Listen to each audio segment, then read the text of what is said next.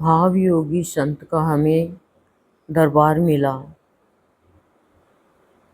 और हम भाव योगी संत के सत्संग में जब आते हैं तो हमारे संत, हमारे सद्गुरुदेव देखते हैं हमारे विचारों को, भावनाओं को, कर्मों को कि ये क्या चाहते हैं, चाह देखते हैं, हमारी राह देखते हैं, हमारी रहनी करनी देखते हैं।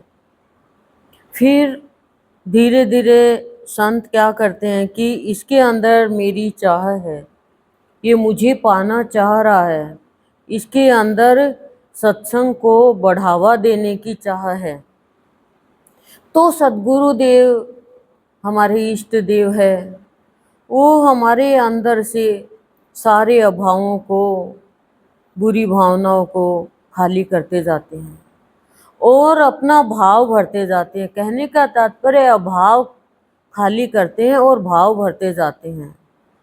वो भाव में जब प्राणी रहने लग जाता है तो वो शांत स्वरूप रह करके संत की प्रेरणा को समझता है कि संत कहते हैं कि सबको साथ लेकर के और सत्संग को आगे बढ़ाओ, प्रेरणा देते हैं हमें।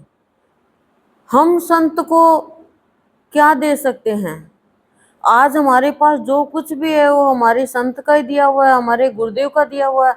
हम इस चीज को जान भी रहे हैं कि हमारे पास में सुई की नोक जितनी भी चीज है वो हमारे गुरुदेव की कृपा से हमारे पास में है। अब हमारा कर्तव्य ये बनता है कि हम उनका सदुपयोग करें।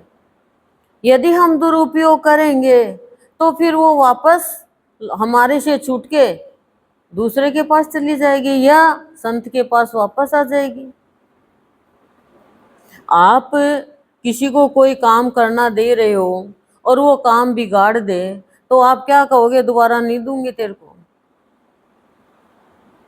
मैं जिसको आता है उसको दे दूंगी या मैं खुद कर लूंगी, लेकिन मैं बिगड़वाऊंगी नहीं चीज। पैसा भी खराब होता है, चीज भी खराब होती है। और क्रोध आता है मुझे तेरे को देख के तो मेरा दिमाग खराब होता है। तो भावियों के संत हमें जो दे रहे हैं वो बता रही हूँ मैं आपको। तभी तो भाव में आओगे आप, तभी तो आपको पता चलेगा कि संत सबसे पहले क्या करते हैं, ये सारी चीजों को दूर करते हैं, क्योंकि यही तो दुर्गंध है। आप बाहर की दुर्गंध को जानते हो, कोई सब्जी खराब हो गई, रोटी खराब हो गई, कोई और चीज खराब हो गई, दुर्गंध देती है।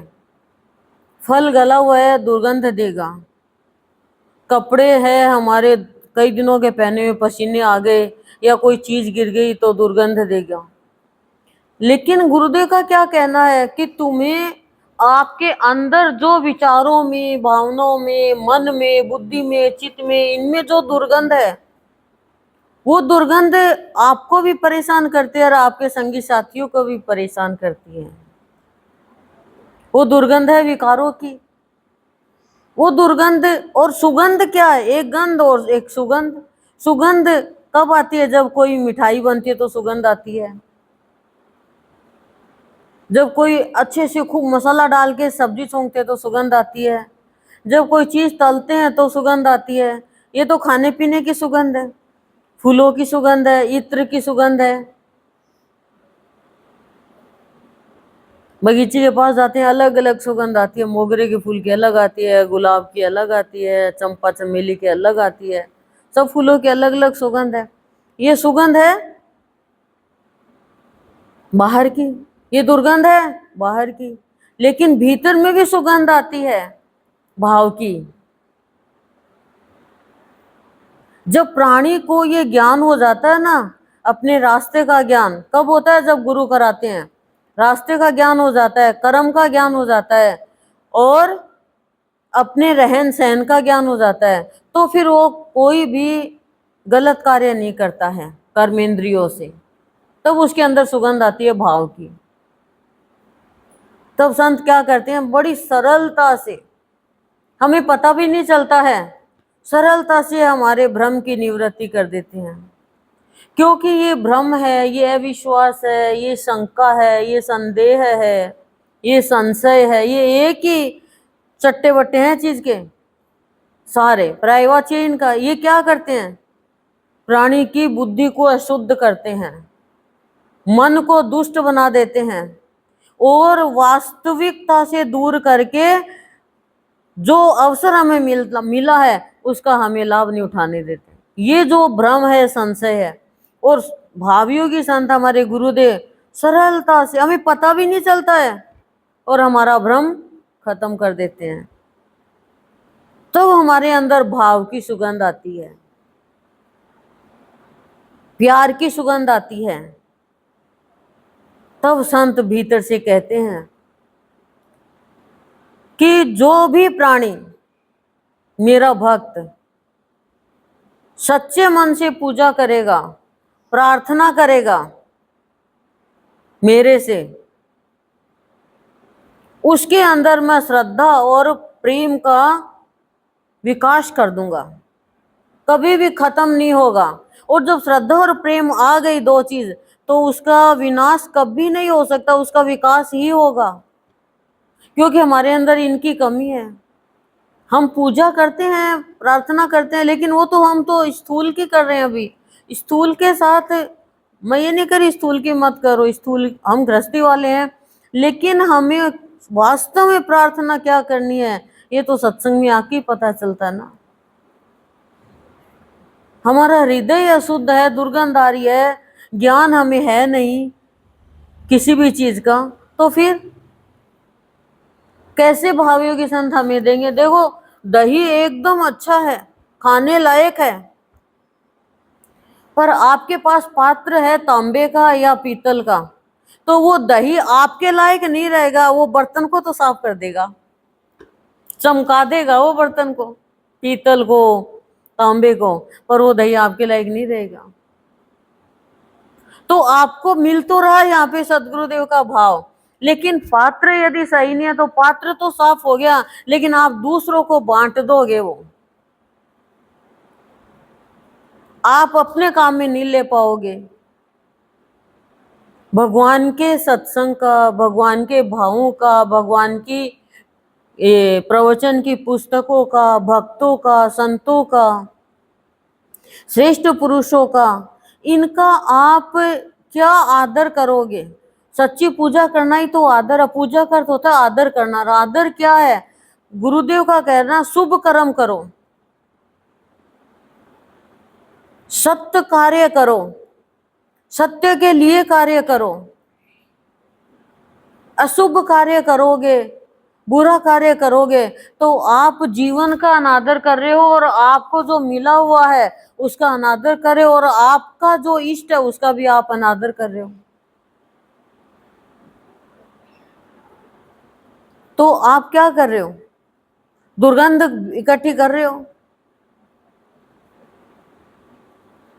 सुगंध इकट्ठी करनी है हमें, तो सुगंध अच्छी लगती है तो सुगंध इकट्ठी करो, दुर्गंध अच्छी लगती है तो दुर्गंध इकट्ठी करो।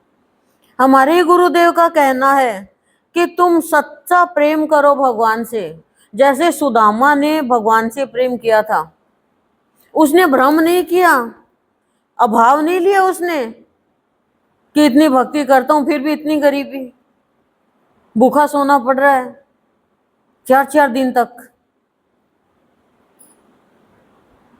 पत्नी कह रही है, लेकिन वो तो अपने भगवान की भक्ति में ली नहीं, इतना उसका अंधा प्रेम था भगवान के प्रति। तो भगवान ने सुदामा नगरी बसा दी, सुदामा नगरी बसा दी।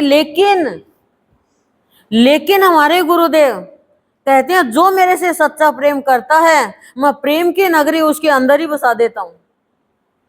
जब प्रेम की नगरी अंदर बस गई तो फिर आप बताओ ईर्ष्या कैसे करेगा वो किसी से? क्रोध कैसे करेगा वो किसी पे? लेकिन पात्र यदि तांबे का है तो अवसर नहीं उठाएगा बस उस चीज का।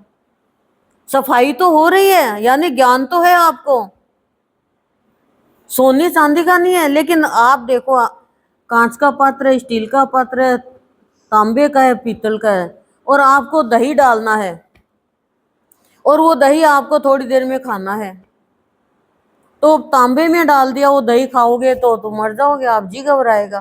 पीतल में डाल दिया तो वो भी आपके गड़बड़ करेगा। लेकिन स्टील और कांच में डाला है वो दही तो आप खा भी सकते हो, औरों को भी दे सकते हो।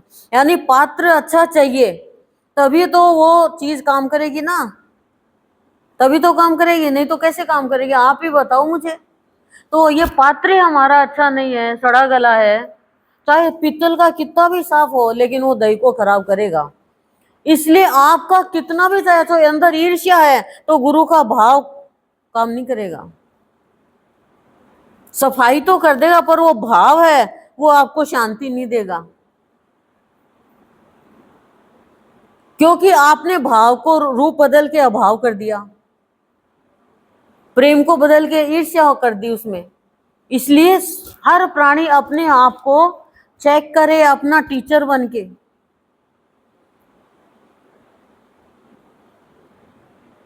फिर आप भी यही कहोगे मेरे अंदर ही मंदिर, मैं क्यों जाऊं मंदिर मंदिर, जब चाहूं प्रभु की पूजा कर लूं, दर्शन कर लूं और मंदिर का आनंद ले लूं। प्रेम मंदिर अंदर अंदर ही है। और भावयोगी संत क्या करते हैं, कोई भी कार्य समर्पण नहीं करके अपने भक्त को अभिमान के वशीभूत नहीं होने देते हैं। हमें तो आज चाहिए और आज ही चाहिए, बोले कर ले तेरे बस में है, तो अभिमान के वशीभूत हो जाए। मैंने कहा मेरे भगवान ने काम कर दिया, ये लो भगवान तो मेरी मुट्ठी में। समय पे नहीं करते, करते जरूर है। भगवान कहते हैं कि मेरा भक्त तो मेरे हृदय में वास करता है और मैं मेरे भक्तों का सारा कार्य संपन्न करता हूं, और अन्य चिंता में पड़ जाते हैं, आश्चर्य में पड़ जाते हैं, इसके सारे कार्य शांति से कैसे संपन्न हो रहे हैं। पर अभिमान के वशीभूत कोई हो गया तो उसका कार्य में थोड़ा डिले हो जाता है। संत की लीला तो अपरंपार है। देख लो आप, रामकृष्ण परमहंस की एक माला लाया और अभिमान था, नीचे गिर दी। संत ये नहीं देखते कि ये लाड साहब है क्या, ये बहुत बड़ा है क्या। संत के लिए तो सब समान, संत के लिए कोई छोटा कोई बड़ा नहीं है। लेकिन संत पात्र देखते हैं, अपात्र देखते हैं, कुपात्र देखते हैं, सत्पात्र देखते हैं। ओम शांति ही शांति ही शांति।